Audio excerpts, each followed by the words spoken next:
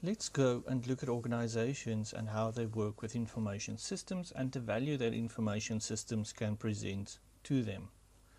Now let's start off by talking about an organization. So if we need to define an organization, we will find that it's a formal collection of people and other resources that is set in an environment that will allow it to reach certain or accomplish certain goals and objectives. For example, an organization can also be seen as a system.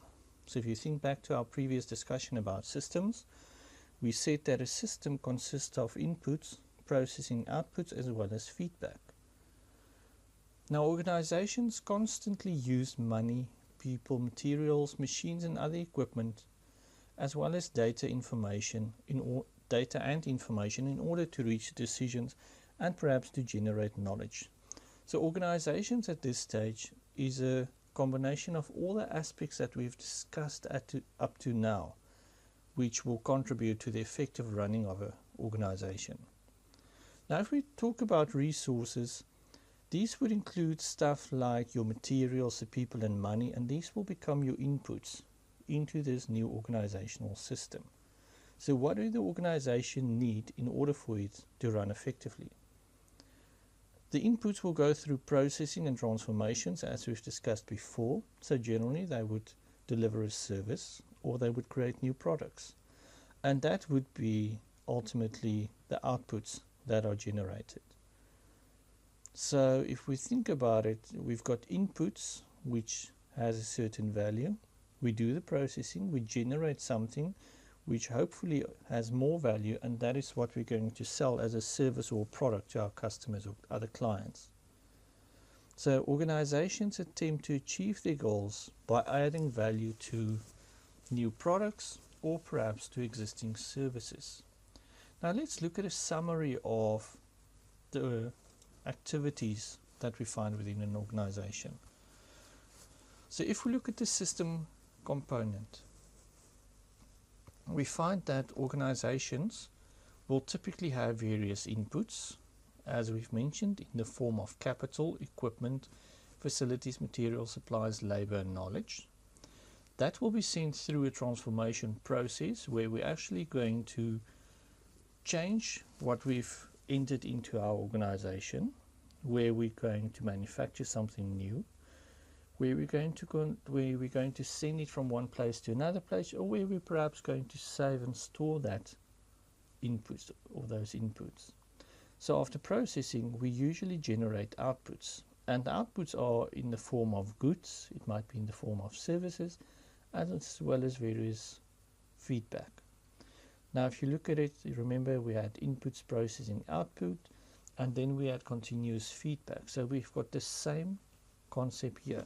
So your outputs will be sent through as feedback to monitoring and control. Your transformation processes will be sent through feedback data. And then if there's any mistakes with the received information, that can be sent back for correction. If it need be, it can be sent back to the input section in order to make corrections there. And then it will continuously flow throughout the whole system. So this process you will find will continuously occur. Now if you think back to our systems component, we said that a system functions within a certain boundary as well as within an environment. So the boundary would include the direct location of that particular system and everything that influences operation of that system. And then the environment is all these external factors that again might have an effect on our systems, which typically include our customers, suppliers, new technology, government regulations, shareholders, competition, the economy, business partners, as well as our general industry. For example, if there's new technology and we need to incorporate it into our organization, our system, it will have an effect on our processes, our inputs, our processing, as well as our outputs. If something happens and government has new regulations, again, it's going to influence all of these aspects within our organization. Now let's continue and talk about the value chain. The value chain can be categorized as a series or chain of activities that an organization performs in order to transform its inputs into outputs with the aim of giving value to whatever was put into the system. So what can we do that when we have our outputs that has given value to that particular system? So there's a nice diagram that we're going to look at that explains this whole process. Now, by adding value, in most cases we find this under the supply chain management aspects, where we've got our value chain, which usually is situated within manufacturing, who might include activities such as our logistics, operations, outbound logistics, marketing, sales and services. And then as it goes through the value chain from one stage to the next, continuously we're going to add value to it. Now you might ask, where do the value come from? Value typically comes from skill that is added to whatever services or products we have, knowledge, time and energy. So all our effort that we put into a new service or that we put into a new product adds value to that product, and which allows your company or you to actually sell it to your clients. Now if we look at the various steps, for inbound logistics, we typically are concerned with stuff like our suppliers, raw material, transportation and storage. That will be sent through to operations, which would include receiving, storing and manufacturing perhaps new products. That yet again will be sent to outbound logistics. Now we need to ship and store it again. That will be linked to marketing and sales. We need to advertise what we've created, our services, our products. We need to do promotion and we need to start selling it to our customers. And after our customer sales, we will find that we need to have customer service in place if there's queries about the products or perhaps comebacks or people want to return products.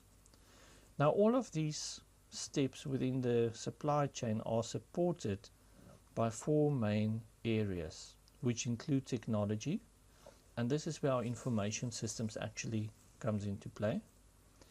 Others include HR management, accounting and finance, as well as procurement management. So at this stage, perhaps a little more specific to the industry that we are touching on here, which is the manufacturing within organizations. Now, more importantly, the next aspect or section talks about innovation and people adopting and using new systems. Now, if we talk about innovation, and this is where organizations and especially information systems are impacted quite a lot. Innovation is required for growth and success in all organizations. Companies need to continuously change in order to ensure that they remain competitive and that they outshine their competitors in order to make more money or to attract new customers. For example, if you think about cell phone providers, you would typically find that every once in a while they would come up with new ideas that they claim to be their own that others don't have, hoping that they're going to attract more customers. Now, there are various types of innovation that can take place. We find two major categories: sustainable innovation as well as disruptive innovation. Sustainable innovation is usually in the form where we continuously try to improve our services or our products. And an example would include something like a cell phone provider. Every year, cell phone companies would go and provide newer versions of their flagship devices, hoping that people would continuously buy these devices in order for them to make more money. So, sustainable innovation. So the second type is disruptive innovation. Now, disruptive innovation is usually where we have something so new that initially it might not be generally accepted by the market, but eventually people will grow to accept and to use that, and it will become a standard that's expected. For example, if we think about disruptive innovation, something like the cell phone. When the first cell phones were released, people weren't very keen to start using them. But nowadays, if you don't have a cell phone, you are pretty much seen as old-fashioned and not being able to communicate with people immediately. So disruptive innovation are new innovative aspects that influence the way that we're doing business. The internet at some stage was seen as disruptive innovation. Virtual reality is the next wave of disruptive innovation that we're going to find. Robotics, we also are starting to see more and more, where robots are now being used for various manufacturing processes, which ultimately eliminates the need of workers in those areas. So when we talk about innovation, it's important to talk about a theory developed by E.M. Rogers, which is known as the Diffusion of Innovation theory. Now, Rogers actually goes on and explains that any product or new idea will gain acceptance and diffuse over a period of time as it's sent through the population or as it's sent through the organization. So this particular graph in front of you is quite important. So initially you would find that we won't have a lot of people starting to work with the products, with the new services, and these people would generally be classified as your innovators or those delving or searching for new information, for new experiences. And that amounts to about 2.5% of the population. Then you have your early adopters, and we're going to look at each one of these in a little more detail. Early adopters, those are the people that generally are at the forefront of using new services and devices. Then we've got our early majority. It will reach a peak, then we're going to have our late majority, and eventually we're going to have our laggards.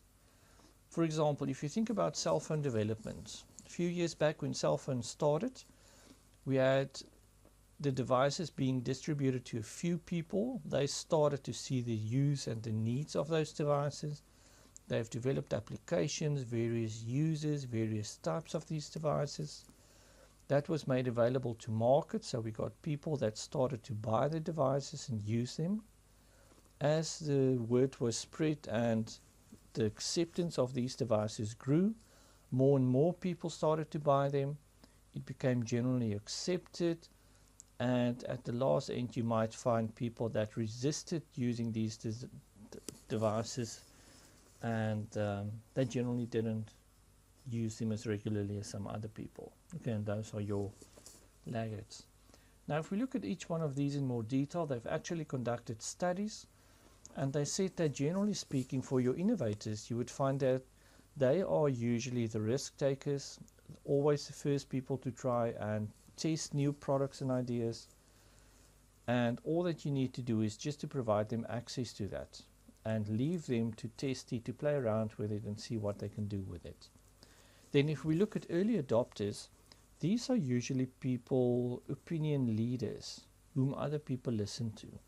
For example, your magazines. A magazine might publish a new product and they might tell you, okay, this product's available, it's promised to do this and this, and then if you're a true follower of that magazine, you would then perhaps try to obtain that particular product or service.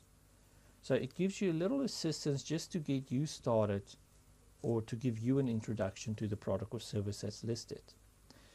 The early majority can be categorized as those that listen to and follow opinion leaders. For example, if you see that your friends are using a particular device, you might also be interested in that and perhaps aim to get a similar device.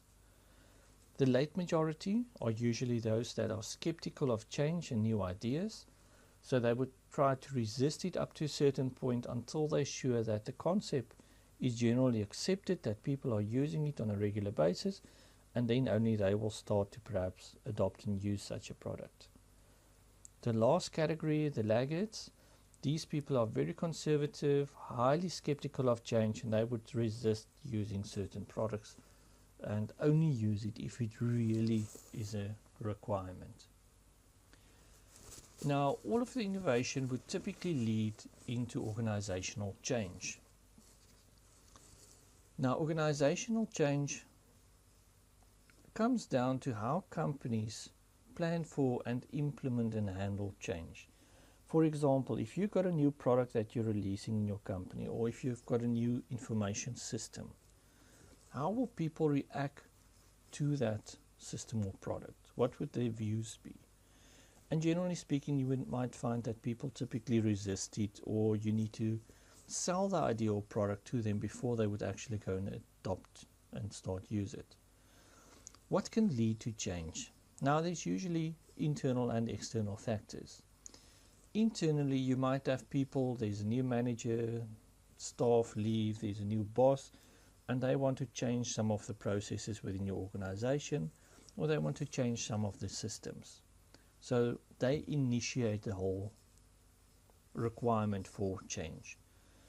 External factors could include the economic conditions. Let's say your competitors are doing something new, there's new laws from government, certain occurrences, natural disasters, new information systems. So all of these affect the way in which you do your business, and then perhaps the requirements that you need to have in place in order to conduct proper business. And then the last factor that can cause change is perhaps when you are merging two or more organizations, putting new people together, linking up systems, and then making sure that everything works effectively. Now, there was a person called Levitt that developed a diamond, which actually indicates that whenever you have organizational change, there's 4 factors or elements that influence the whole change within an organization. And these can typically be categorized as people, tasks, structure, as well as information systems and technology. So whenever one of these components change, it would require change within our organization. So typically, if we look at people, if their attitudes change, their behavior, the skills, let's say something like a reward system, it could require change throughout the whole organization.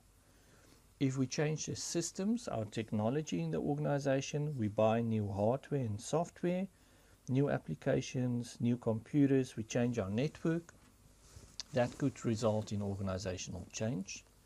And the same applies to tasks and the structure. In the next section, we are going to look at the competitive advantage and how it affects organizations.